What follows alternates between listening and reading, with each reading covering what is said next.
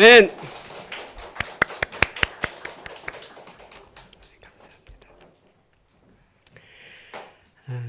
지난 주간 새벽 설교를 통해서 역대하의 말씀을 이렇게 묵상하고 있습니다. 지난 주간에 있었던 역대하의 말씀은 솔로몬이 성전을 건축하는 내용이 나와 있습니다. 열왕기와 같이 이렇게 본문을 공유하고 있는데 열왕기에 나와 있는 내용이 나와 있지는 않습니다. 열왕기의 내용은 솔로몬이 왕위를 계승하고 그 긴박했던 왕위 계승 과정 그리고 왕권 강화를 위한 내용들이 나오는데 역대기는 그런 내용을 보여주지 않습니다. 왜냐하면 역대기의 목적은 성전을 건축하는 일이었기 때문에 바로 거기로 직진한 것입니다. 그러면 왜 성전 건축을 그렇게 보여주려고 하는 것일까요? 먼저 우리가 이 역대기를 이해해야 되는데 역대기는 히브리어 성경에서는 성경의 맨 마지막 책입니다. 그러니까 우리처럼 역대기를 역사서로 읽는 것이 아니라 다른 것으로 읽어요. 선지서로 읽는가 그럴 거예요. 선지서로 읽습니다. 이게 그러니까 역사가 아니라 보여주려고 하는 메시지가 있는 거죠. 그게 뭐냐면 그 사람들이 성전의 많은 부분은 바벨론 포로에서 돌아온 사람들이 이렇게 묶은 거거든요.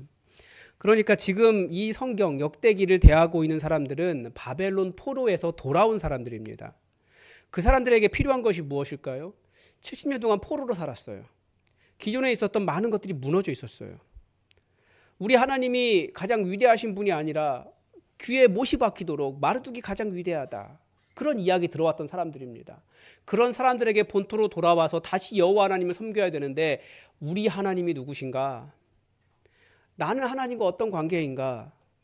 여호와 하나님의 백성으로서 어떤 일을 해야 되는가? 이런 정체성의 질문이 계속 일어나는 세대였더라는 거죠. 그래서 그 정체성에 대한 대답이 바로 여호와 하나님을 섬기는 하나님의 백성이었습니다. 그런데 하나님을 섬기는 백성의 첫 번째 정체성이 무엇입니까? 예배자라는 거예요. 그래서 그 어떤 것보다도 성전을 세우는 일을 먼저 하는 것입니다. 온전하게 하나님을 섬기고 예배하기 위해서. 그리고 성전을 이제 다 건축을 하고 이제 6장 전반부에서는 이제 어제 본문인데요. 성전 신학을 보여줍니다. 왜 성전이 있어야 되는가? 왜 눈에 보이는 그 성전이 있어야 되는가? 이걸 설명하는 거죠. 그래서 6장 1절에서 말하는 것은 뭐냐면 보이지 않는 하나님에 대한 눈에 보이는 표현이 성전이라는 거예요. 여호와께서 캄캄한 데 계시겠다 말씀하셨사오나 무슨 말입니까? 여호와 하나님은 사람들에게 보이지 않기로 하셨다라는 거예요. 나는 나를 보고 너희 중에 살짝 없기 때문에 그렇게 말씀하시잖아요. 그러니까 이해가 돼요. 왜냐하면 그 하나님이 워낙 위대하시고 크고 거룩하신 분이신데 우리가 어떻게 하나님을 만나고 살 수 있겠습니까? 하나님이 만드신 저 태양조차도 몇 초조차도 쳐다볼 수 없는 게 우리 인간인데 그렇게 거대하고 위대하신 하나님 앞에서 설 수 있는 죄인이 누가 있습니까? 그러니까 하나님 앞에 설 수 있는 사람이 아무도 없어요. 그렇지만 이 특별한 장소를 지정하셔서 하나님은 비록 보이지 않아도 그들 가운데 계신다라고 하는 것을 보여주고 싶으셨던 것이 성전이라는 거예요.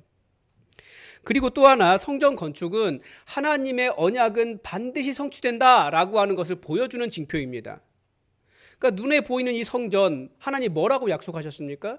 그러니까 다윗이 성전을 짓고자 하는 마음이 있었습니다. 그런데 뭐라고 말씀하시냐면 너는 못 짓는다. 그러나 너의 아들이 지을 것이다 라고 말씀하셨는데 실제로 아들이 지은 거예요. 하나님의 말씀대로 성취가 된 거죠. 성전이 존재한다라고 하는 것은 우리 하나님은 언약에 신실하신 분이시구나. 반드시 그 일을 이루시는 분이구나 라고 하는 것을 보여주는 게 성전의 존재 자체였다라는 거예요. 그리고 또 하나 이 성전 11절에 보면 성전에 아주 독특한 역할이 나오는데요. 거기 여호와의 집은 언약궤를 보관하는 곳이었습니다. 지금까지 언약궤가 보관되지 않은 것이 아닙니다. 다윗이 시온성 자기 그 궁전 옆에다가 여호와를 위한 좋은 성을 지었어요. 거기 보관하고 있었어요. 그런데 여호와의 이름으로 불리는 그 성전에 여호와의 언약궤를 보관했다고요. 그 언약궤 안에 무엇이 들어있었습니까? 모세가 광야에서 받은 십계명 돌판이 들어있습니다. 근데 우리는 돌판이다, 뭐 십계명판이다 이렇게 이야기하는데 11절에서는 그 돌판을 뭐라고 이야기하냐면 여호와께서 이스라엘 자손과 더불어 세우신 언약이라고 되어 있습니다. 그러니까 이 그 성전의 존재 자체는, 눈에 보이는 그 성전은 이스라엘이 하나님과 언약을 맺은 관계다라고 하는 그 관계를 보여주는 거예요. 이 모든 것들이 다 하나님의 백성의 정체성을 보여줍니다. 성전, 눈에 보이는 그 성전 하나로 우리가 보이지 않는 여호와 하나님을 섬기는 사람들이구나. 우리가 예배자구나. 우리 하나님은 반드시 그분이 약속하시는 것을 이루시는 분이구나. 그래, 성경에 남아있는 수많은 언약들이 반드시 성취되겠다라고 하는 것을 보여주는 것이었고요. 그리고 우리가 언약 백성이기 때문에 우리가 하나님과 맺은 그 언약에 충실할 때 하나님도 우리에게 신실하게 당신의 일을 이루실 것이다 라고 하는 약속이 성취된다는 것을 그 성전을 통해서 배울 수 있는 것이었습니다. 그래서 오늘 본문은, 그러니까 어제 본문까지는 그러면 성전이 무엇이냐에 대한 성전 신학을 보여주었다면, 그러면 눈에 보이는 그 성전이 그러니까 당시에 있었던 그 사람들과는 어떤 관계였느냐, 성전과 성도의 관계를 보여주는 것이 이제 오늘 본문입니다. 먼저 이 이야기를 먼저 합니다. 다윗처럼 온 마음으로 주의 앞에서 행하는 주의 종들에게 언약을 지키시고 은혜를 주신다는 확신의 장소입니다. 그러니까 새롭게 하나님을 섬기기 시작한 이 돌아온 백성들에게 다윗처럼 온 마음으로 주의 앞에서 행하는 주의 종들이라고 하는 정체성을 심어주고 있는 거예요. 그들에게 하나님께서 언약을 이루신다, 은혜를 주신다라는 것을 확신할 수 있다라는 거죠. 그래서 솔로몬이 다윗 이야기를 하는 이유가 무엇입니까? 다윗처럼 여호와 하나님을 온 마음으로 사랑한 사람, 여호와 하나님께 온 마음으로 섬긴 사람에게 언약과 은혜를 이루어 주신다라는 것을 믿을 수 있는 증표였다라는 거예요. 다윗이 얼마나 큰 은혜를 받았는지, 얼마나 큰 영광을 얻었는지 우리는 지난주에 본문에서 보았습니다. 성전을 7년 동안 지었거든요. 7년 동안 어마어마하게 많은 금과 은과 동과 놋과 그 품삯이 들어갔어요. 그런데도 불구하고 성전이 완공을 하고 난 다음에 여전히 성전 곳간에 넣어야 될 금과 은과 놋과 재물들이 가득했습니다. 그걸 다 누가 바쳤다고요? 다윗이 하나님께 드린 것이라고 되어 있어요. 그러니까 다윗이 알지만 그 사람이 젊을 때 왕이 된 게 아니에요. 젊을 때는 고생을 정말 죽도록 했고요. 늦은 나이에 왕이 되었습니다. 그런데도 얼마든지 하나님께서 다윗에게 그렇게 놀라운 영광을 부어주신 거예요. 그러니까 이런 내용들을 보면서 지금 이 역대기의 이야기를 듣는 사람들, 포로에서 돌아온 사람들, 나라도 없는 사람들, 자신들의 손으로 성전을 지을 수도 없는 사람들, 아니 지을 능력이 있다고 해도 그들을 지배하고 있는 페르시아가 허락해야 나라를 지을 수 있었던 그 사람들에게 이 독립과 은혜가 하나님께서 이런 일을 행하시는 분이구나, 얼마든지 늦었다고 생각하는 거기에서부터 하나님을 다시 바라볼 때 영광스럽게 하시는 분이구나, 이것을 보여주는 것이 성전이었기 때문에 그들에게 다시 다윗처럼 온 마음으로 주의 앞에서 행하면 하나님께서 이런 은혜와 영광을 우리에게 주신다라는 것을 기억하게 하는 표지였다라는 거예요. 그리고 성전은 어떤 곳이냐, 그 다음에 가르쳐주는 것이 성전은 부르짖고 비는 기도를 하나님께서 들으시는 장소입니다. 그러니까 오해하지 말 게 있어요. 뭐냐면 이 부분을 먼저 솔로몬이 해결하고 넘어가는데요. 성전도 우상될 수 있습니다. 어떤 의미냐면 당시에 다른 종교들은 신상이 있었습니다. 그리고 그 신상을 신이라고 믿었어요. 그래서 그 신을 없애려면 어떻게 하면 됩니까? 그 신상을 불에 태우고 다 이렇게 부숴버리고 찢고 막 그 무너뜨리고 불태우고 그 재료 만들어서 뿌려버리고, 그러면 그 신이 없어졌다고 생각했어요.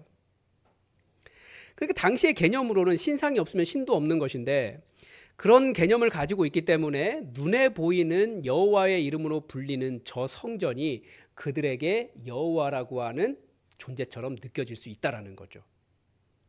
그래서 이 솔로몬이 이 하나님의 현존과 하나님이 어떤 공간에 한정되어 계신다라는 개념의 차이를 드러내고 있는 거예요. 현존은 크신 하나님이 우리와 함께 하시는 은혜이고, 어떤 공간 안에 하나님께서 한정되신다라고 하는 의미는 크신 하나님을 한 건물 안에, 지상에, 그 피조된 공간의 한 곳으로 축소시켜버리는 아주 불경한 행위예요.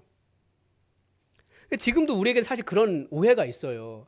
마치 그 큰 교회 다니시는 분들이 우리 교회가 이렇게 크기 때문에 하나님은 우리 교회만 있다. 뭐 이런 생각들 하시잖아요. 그래서 야, 너네 교회 이상한 것 같아. 우리 교회 와. 뭐 그런 이야기들 많이 합니다. 그게 그렇게 말하는 것이 진짜 이상한 일이거든요. 여호와 하나님이 누구신지 모르는 거예요. 근데 이미 그게 이상할 줄 몰라요. 왜냐하면 이미 이상해 있으니까. 그런 것 같아요. 네. 우리 하나님은 모든 곳에 계신 편만하신 분이십니다. 절대 어떤 건물이나 한 공간에 한정될 수 없는 너무나 위대하신 분이세요.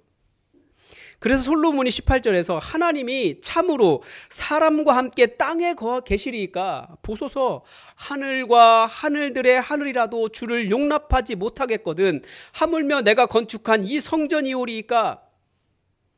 그래서 하나님은 어디 계시다라고 계속 이야기합니까? 솔로몬이 하나님은 하늘에 계신다 이렇게 이야기합니다. 계속 본문에서 나오는 하늘에 계신 하나님께서 우리의 기도를 들으시고 그 계신 곳 하늘에서 우리의 기도를 들으시고 이런 표현을 하는 이유가 그것입니다. 공간 안에 하나님이 한정되는 분이 아니시기 때문에 그래요. 그렇다면 성전은 어떤 곳입니까? 그 20절에 보면 주께서 전에 말씀하시기를 내 이름을 거기에 두리라 하신 곳, 그러니까 하나님의 이름을 두시는 곳이 성전입니다. 이 성전을 향하여 주의 눈이 주야로 보시오며 종이 이곳을 향하여 비는 기도를 들으시옵소서. 성전은 어떤 곳입니까? 첫 번째는 하나님의 이름이 있는 곳이고요. 하나님의 이름이 있기 때문에 하나님께 부르짖고 기도하는 곳이 바로 성전입니다. 예수님은 뭐라고 말씀하셨습니까? 성전을 하나님께 기도하는 집이다 이렇게 말씀하셨습니다. 그 말씀하시는 거예요. 그러니까 우리가 생각해 보면 그 예수님 시대에 있었던 헤롯 성전. 헤롯 성전은 그 헤롯이라는 사람이 자기가 정통 그 이스라엘을 다스리기에는 정통 혈통이 아니었기 때문에 이스라엘 유대인들의 마음을 환심을 사기 위해서 화려하게 지어준 건물이거든요. 그래서 정통이라고 말하는 사람들에게는 저 성전은 가짜다.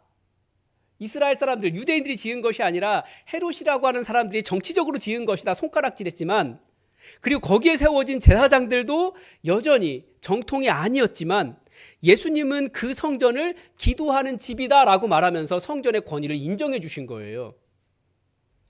그러니까 무슨 말씀이냐면 하나님은 지금도 마찬가지고요. 이 교회를 통해서 우리의 기도를 들으시고 거기에 하나님의 이름을 두시고 기도를 들으시는 분이시라는 거예요.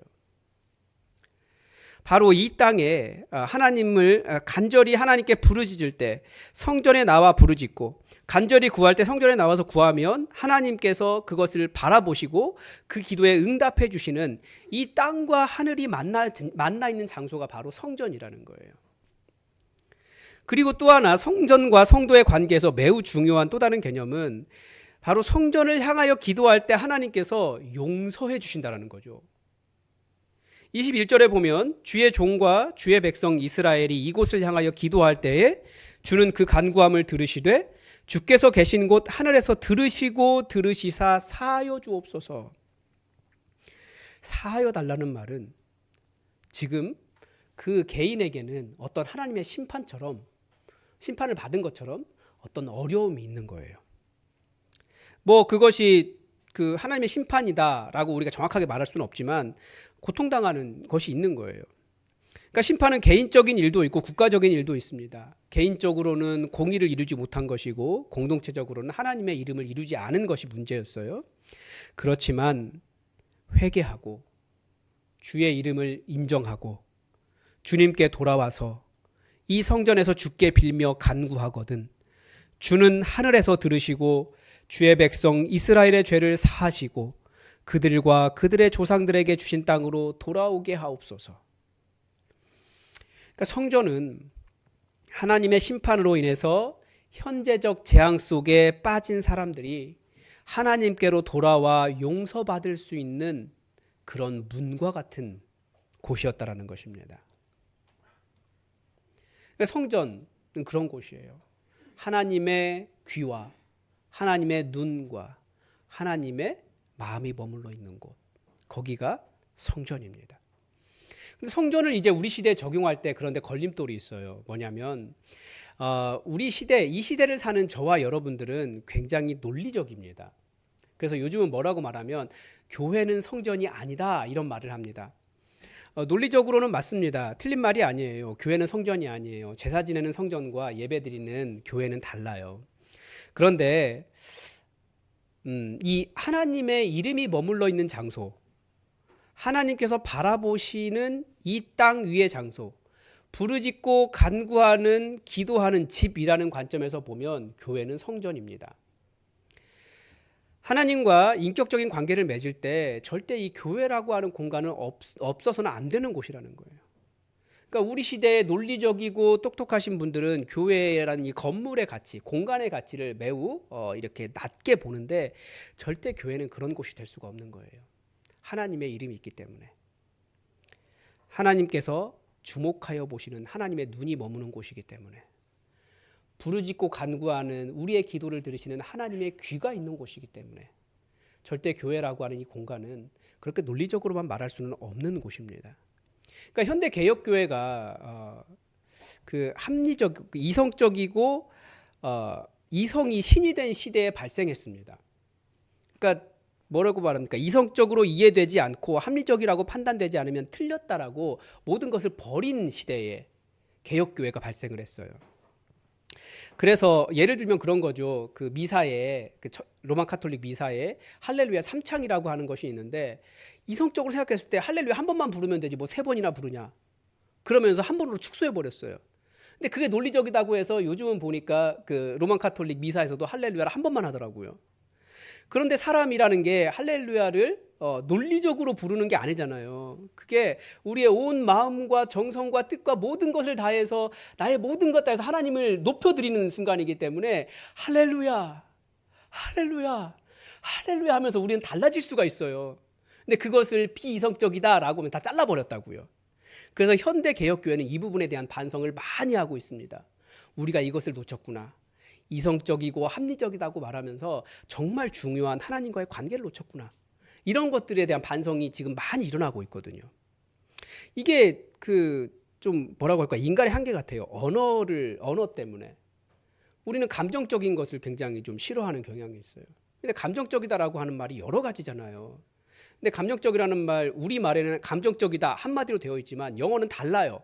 영어는 보면 emotion 이거 감정적이라고 말할 수 있습니다. affection 그러면 이 사랑이 담긴 정말 내 마음을 다한 파토스가 다 있는 아무튼 그런 사랑의 affection이잖아요.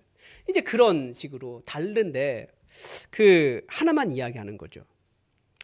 그래서 현대 개혁교회가 그런 그 논리적으로만 설명하면서 하나님과의 인격적인 관계를 놓쳐가고 있는데 교회를 논리적으로만 설명할 때 그런 교회는 성전이 아닙니다라고 말할 때 자칫하다가는 신앙 안에 있는 우리의 모든 마음과 정성과 뜻을 다하는 그 지점을 놓칠 수 있다는 거죠.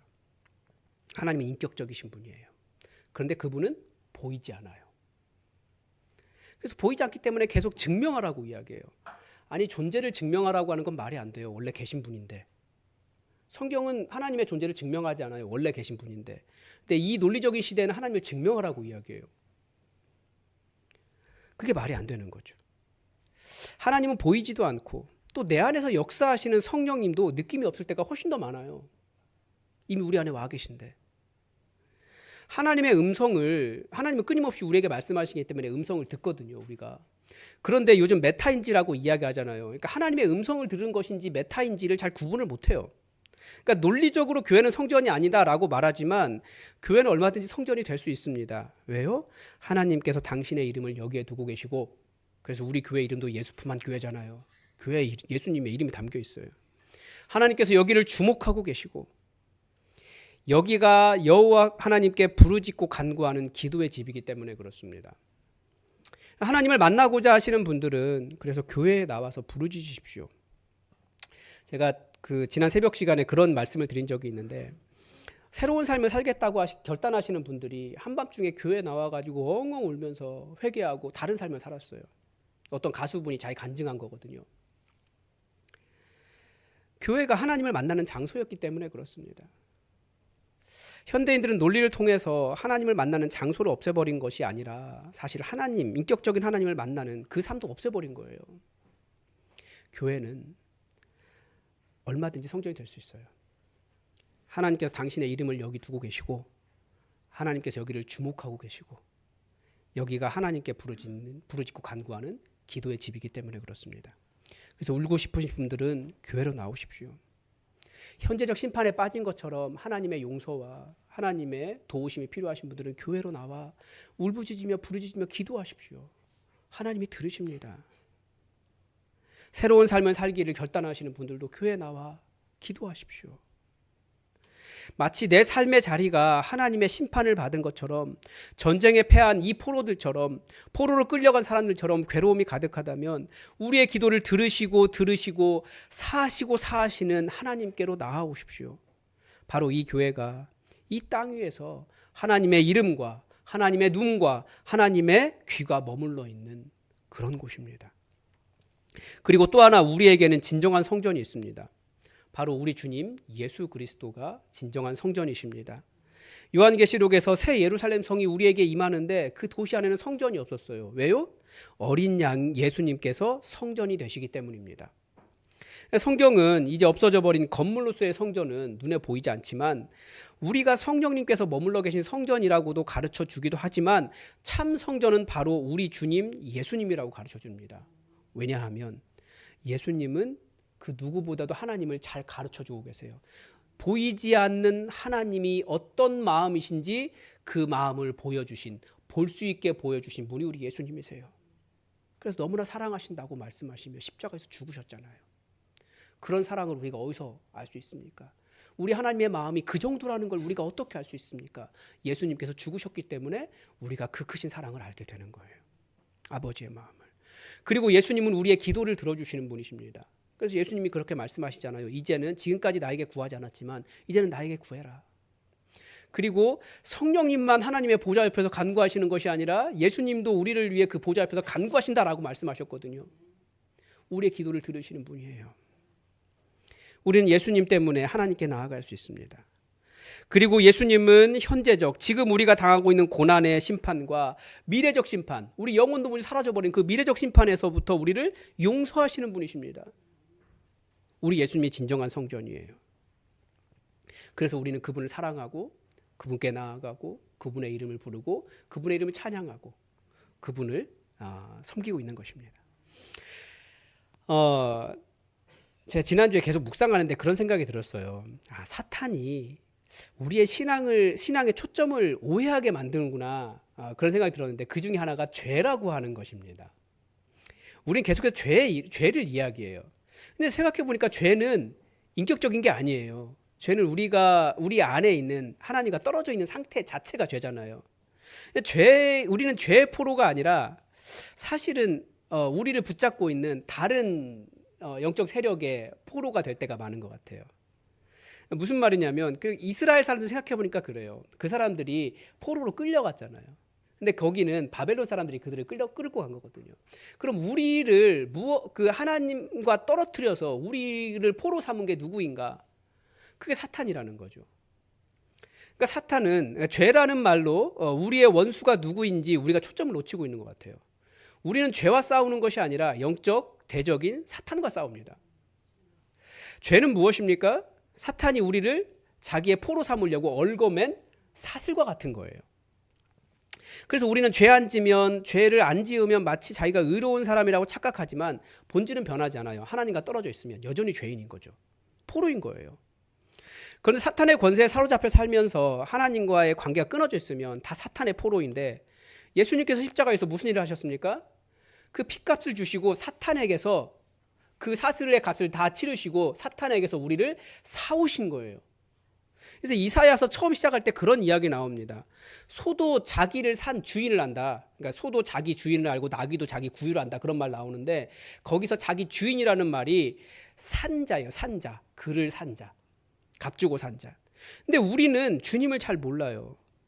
주인이신 예수님은 우리를 자유케 하시려고 사탄의 포로로 살던 우리를 핏값 주고 우리를 사오셨는데 그래서 우리가 하나님의 자녀가 되고 하나님의 백성이 되고 자유민이 되었는데 이전에 사탄의 포로로 살던 삶에 너무나 익숙해 있다 보니까 아들과 딸로 살아가는 삶을 잘 모르는 거죠. 그게 지금 이 역대기에 돌아온 사람들의 상황과 똑같다라는 거예요. 우리의 상황과 똑같아요. 포로된 땅에서 본토로 돌아왔는데 완전히 해방된 것은 아닙니다. 그래서 성전을 지어가요. 지어가면서 뭐 하는 겁니까? 하나님의 백성으로서의 정체성을 찾아가는 거죠. 나의 주인이신 여호와 하나님은 어떤 분이신가? 나는 왜 성전을 짓고 있는가? 이 모든 과정에서 하나님의 백성으로서의 정체성을 찾아가고 있는 중이라는 것입니다. 그러면서 여호와 하나님께서 우리와 함께 하시면 우리가 자유하고 결국 이런 온전한 영광과 해방을 경험하게 될 것이다 라고 하는 것을 그 언약 안에서 기다리고 있는 사람들이 하나님의 백성이라는 거죠. 우리가 예수님을 만나고 살아가는 이 신앙의 여정도 똑같습니다. 우리는 성전을 회복하기 위해 살아가고 있는지도 몰라요. 예수 그리스도라고 하는 성전, 그리고 우리를 성전으로 부르신 그 성전. 그러면서 내가 누구인가? 하나님의 온전한 백성, 하나님의 온전한 자녀 되는 그 삶을 살아가고 있는 것입니다. 우리는 더 이상 사탄의 노예가 아니에요. 사탄이 주는 죄와 두려움의 노예도 아닙니다. 하나님께서 아들의 피값 주고 자유롭게 하신 하나님의 백성이고 전능하시고 위대하신 홀로 한 분이신 하나님을 섬기는 사람들이고 하나님의 보좌 앞에 당당히 나아갈 수 있는 자격을 얻은 사람들입니다. 그래서 우리에게 이 성전의 존재는 무엇을 보여주느냐? 더 이상 포로가 아니다. 하나님께서 우리에게 돌아오시고 하나님의 권능이 머물러 있는 하나님의 영광을 회복할 하나님의 영광이 있는 사람들이다 라고 하는 것을 보여줍니다. 그래서 여러분, 고통 가운데 있을 때 예수님을 찾으십시오. 참 성전이신 예수님이 우리를 찾아오셨습니다. 우리의 회개를 들으시사 사하시는 하나님을 찾으십시오. 온 마음으로 하나님을 섬기는 자들에게 은혜 베푸시는 하나님이십니다. 그렇게 우리가 하나님의 영광 바라보고 더 이상 죄의 노예, 사탄의 노예가 아니라 정말 자유민으로 하나님의 자녀로 정말 그 영광을 온전히 회복할 것을 기대하며 이 신앙생활 힘있게 하나님 안에 살아갈 수 있기를 바랍니다. 기도하겠습니다. 하나님 아버지, 오늘 성전을 짓는 사람들이 성전이 원래 어떤 곳이었는가를 돌아보는 말씀을 보았습니다. 이 성전이 단지 고대에 있었다가 없어진 그런 건물이 아니라 여전히 우리 안에 예수님으로 오신 성전인 것을 우리는 알고 있습니다. 우리 주님, 우리가 주님께 나아갈 때 우리를 만나주시고 무엇보다도 여러 가지 고통 가운데 어려움을 당하는 자들 주님께 간구하고 부르짖을 때 그 모든 고통에서부터 해방시켜 주시고 정말 하나님의 자녀로서 하나님을 섬기는 백성으로서 온전한 예배자가 될 수 있도록 우리를 변화시켜 주시옵소서. 단 한순간도 우리를 떠나지 않으시고 우리를 지켜보시는 하나님을 기억하며 우리가 어려움을 당할 때에 하나님의 이름과 하나님의 눈과 하나님의 귀가 머물러 있는 주님 앞에 찾아가 간구함으로 큰 은혜 얻는 믿음의 백성들 되게 하여 주시옵소서. 최후의 언약이 우리에게 남아있사오니 두려워하지 않고 믿음으로 이 삶 당당하게 살아갈 수 있도록 우리를 지키시고 함께 하시길 원하며 예수님의 이름으로 기도드립니다. 아멘. 우리 다 함께 찬송가 246장으로 하나님께 영광 올려드리겠습니다.